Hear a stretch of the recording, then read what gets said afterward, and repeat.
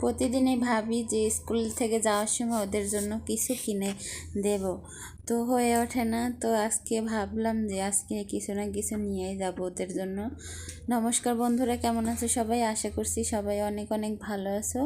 আমরাও অনেক অনেক ভালো আছি ঈশ্বরের কৃপায়। তো আজকে আর একটা ভিডিওতে তোমাদের সবাইকে স্বাগত জানাই আমার ছোট সংসার থেকে।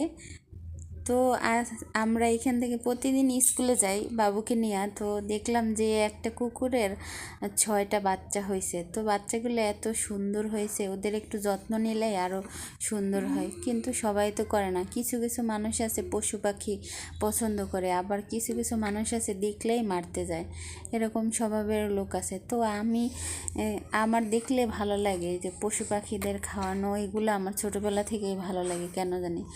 তো সেই ক্ষেত্রে আমি ভাবলাম যে বাবুকে বললাম যে বাবা, একদিন আমরা ওই ছোট্ট বেবিদেরকে খেতে দেব কিছু, মানে কুকুরের বাচ্চাগুলা ওদেরকে খেতে দেব কিছু। তো ভাবলাম যে আজকে একটা রুটি নিয়ে যাই, ওদেরকে খেতে দিব। এর আগে যখন এখান থেকে গেছি তখন তো ওরা বেশি একদম ছোট ছিল, মায়ের দুধ ছাড়া কিছুই খেতে পারতো না।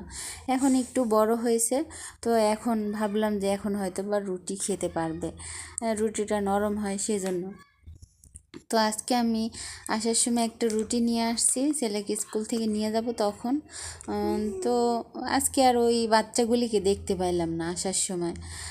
তো রাস্তায় থাকে ওরা সব সময়, কিন্তু ওখানে আর নাই আজকে। তো ওর মাকে দেখতে পাইলাম এখানে সামনে, তো ওকেই খাওয়ালাম। ভাবলাম যে ওকে খেতে দিলেও তাও তো ওরা এখনও দুধ খায়, তো ওরা দুধ খেতে পারবে, এই জন্য ওকে খাওয়াই দিলাম। আর ওর বাচ্চাদের কোথাও দেখতে পেলাম না, সেটা একটা কষ্টের বিষয়। থাকলে ওদের দিতাম হয়তো, বা ওরাও খেতে চেষ্টা করতো, ছোট তাও। একদিন হয়তো ওর মার কাছে থাকবে না, হারাই যাবে। কারণ কুকুরের রাস্তায় যে কুকুররা থাকে এরকমই হয়, মানুষ খাবার দাবার পায় না, সেজন্য একটু বড় হলে যখন দুধ খাওয়া বন্ধ হয়ে যায় তখন ওরাই এদিক ওদিকে যার যে মানে খাবারের সন্ধানে চলে যায়, তখন হারাই যায়, তখন আর থাকে না। এই তো আমার ছেলেটাও একটু খেতে দিল, সে আবার একটু চারপাশটা একটু ঘুরে আসলো দেখার জন্য। আর এদিকে 2টা রুটি বেঁচেছিল, বললো যে মা আমি একটু খেতে দেই, তারপরে ওকে খেতে দিল। পুরো রুটিটাই ও একা খেয়ে নিল। খুবই ভালো লাগছে ওকে আজকে খাওয়াতে পেরে, কারণ ওদের তো খাওয়ানোর মতো সেরকম কেউ নেই, সবাই তো খেতে দেয় না। সেজন্য মনটা ভালো লাগলো যে ওর আজকে একটু পেট ভরাই খাবার দিতে পারছি সকাল সকাল।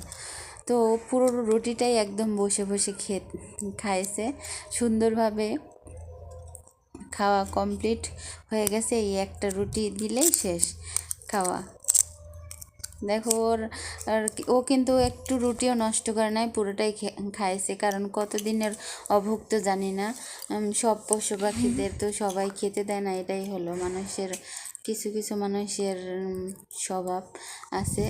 আবার কিছু কিছু মানুষ অত্যাধিক ভালোবাসে পশু পাখিদের, খাবার কিনে দেয়। তো যারা একটু আমরা পশু পাখি মানে লাভার আছি, তারা যদি এরকম একটু মাঝে মাঝে ওদের খাবার দিই, তাহলে তো ওরা খেয়ে বাঁচতে পারবে।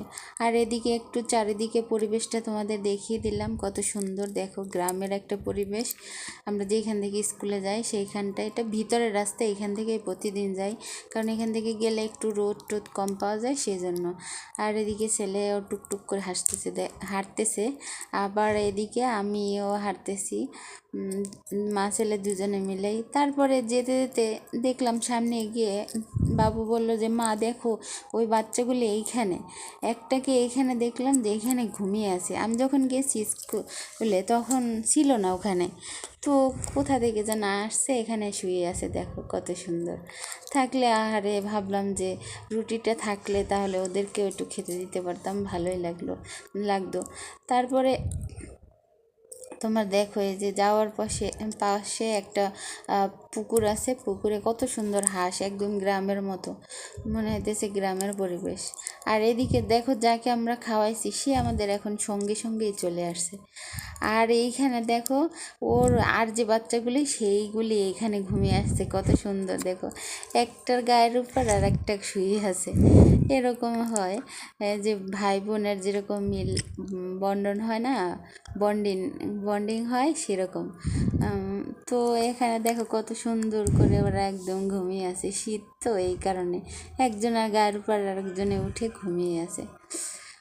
তো এখানে আবার আরেকজনের সাথে দেখা হয়ে গেল, একজন বিড়াল লাভার। সে তার বিড়ালকে কাটা এবং মাছ খাওয়ায়, সেটা বললো আমাদের। আর সে তার বিড়ালকে অনেক আদর করে। তো আজকের ভিডিওটা কেমন লাগলো অবশ্যই কমেন্টে জানিও, ভালো লাগে